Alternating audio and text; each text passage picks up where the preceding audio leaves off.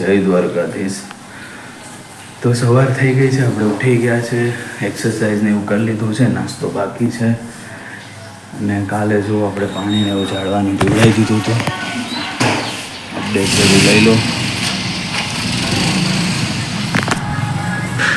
તો મિત્રો આવું કંઈક છે આજની મોર્નિંગનું હાલ. પાછળની સાઈડ પણ તમને બતાડી દઉં. ક્યારેક ક્યારેક વિડીયોની જરૂર પડે નહીં. એવું કંઈક છે મિત્રો. બન્યા રહો હવે બ્લોગમાં.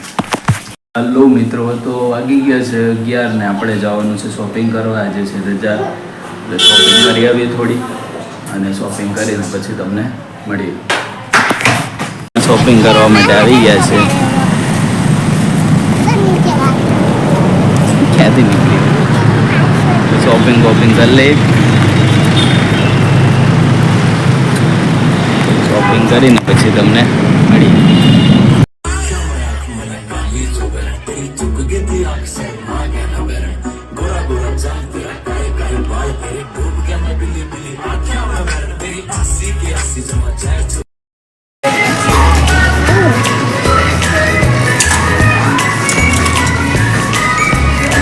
નાના છોકરાના કપડાં જો વિડીયોમાં મસ્ત આવે છે.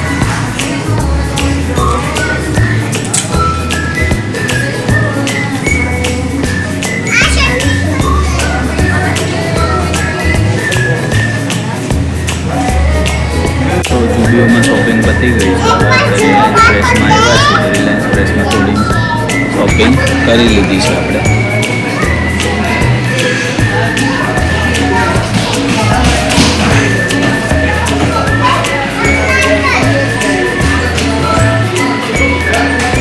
શોપિંગ બધી કરી લીધી છે અહીંથી, ઘર માટે જે જરૂરી હોય એ બધું. હેલો મિત્રો, તો આપણે શોપિંગ કરીને આવી ગયા છીએ ઘરે. બહુ કાંઈ શોપિંગ, 1-2 કપડાં લેવાના હતા બાળકોના.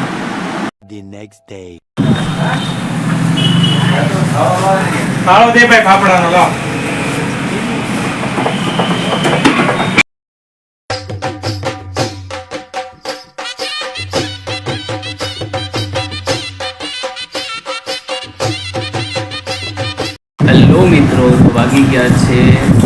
હેલો મિત્રો, તો આપણે જમવા આવી ગયા છે. જે જમવામાં છે પાલકની દાળ, ભાત, ગોળ, છાશ. ને આને છે ને ધોળ્યા વગર તો ખાતા ભાવે જ નહીં. જો કેવી રીતે ખાય છે. આપણે ધીરે ધીરે એક ફેમિલી મેમ્બર નો ફેસ રિવીલ કરશું. આ સૌથી નાનું પાર્સલ છે આપણું. પછી ધીરે ધીરે જેમ જેમ સબસ્ક્રાઈબર વધશે તેમ એમ આપણે એક ફેમિલી મેમ્બર નો ફેસ રિવીલ. નાના પાર્સલ નો વારો છે. આ છોટા બેગ બડા ધમાકા છે. એક્સ્ટ્રીમલી તોફાની છે અમારા ઘરમાં.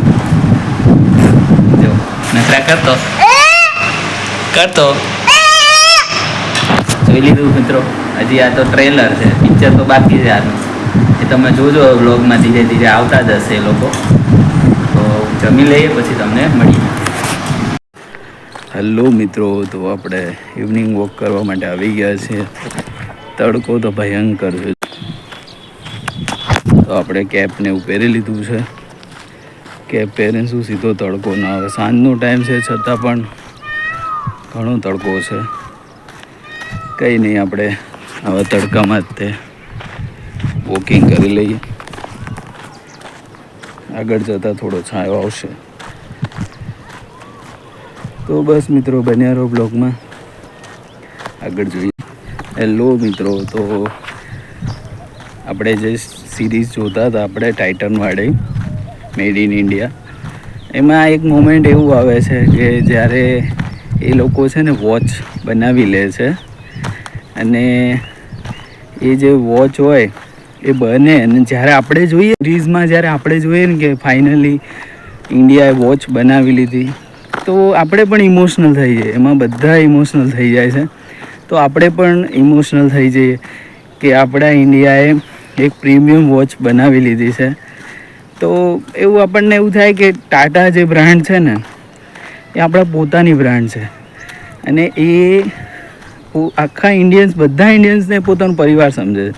એટલે સિરીઝ જોતા હોય ને તો ત્યારે તમને એવું થાય કે ખરેખર એ વખતે શું મહેનત કરી છે એ લોકોએ, અને એવું નહીં કે અમારે પ્રોડક્ટ બનાવીને પ્રોફિટ કમાવો છે, એ તો એક પાસું હશે, પણ ઇન્ડિયા શું કરી શકે છે? મેં કાલના શોર્ટ વિડીયોમાં કીધું છે કે રતન ટાટા જે છે એમને કોઈએ પૂછ્યું કે તમને શું આનંદ આપે, વોટ ગિવ્સ યુ પ્લેઝર, તો એને એવું કીધું કે મને એ વાતમાં આનંદ કે જે લોકો કહે ને કે યુ કાન્ટ, કે તમે નહીં કરી શકો, એ વાતને કરવામાં મને આનંદ આવે, એ બાબતને એક્ઝિક્યુટ કરવામાં મને આનંદ આવે.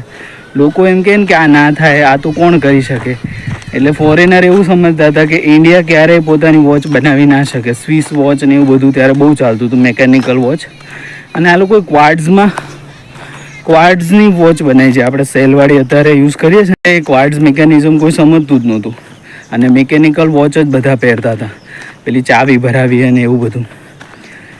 ત્યારે ઇન્ડિયાએ આ પોતાની વોચ બનાવી, એટલે ત્યારે જે.આર.ડી. ટાટા હતા, એમને એવું પ્રાઉડ હતું કે હું, અને એ લોકોએ પાછું એવું સોગંદ પણ લીધા હતા કે જે આપણી વોચ બનશે ને ત્યારે જ આપણે પહેરશું. ત્યાં સુધી એ લોકો વોચ પણ નહોતા પહેરતા. તો કન્ટ્રી માટે આટલું પ્રાઉડ હોય એ લોકોને. 1 hour later.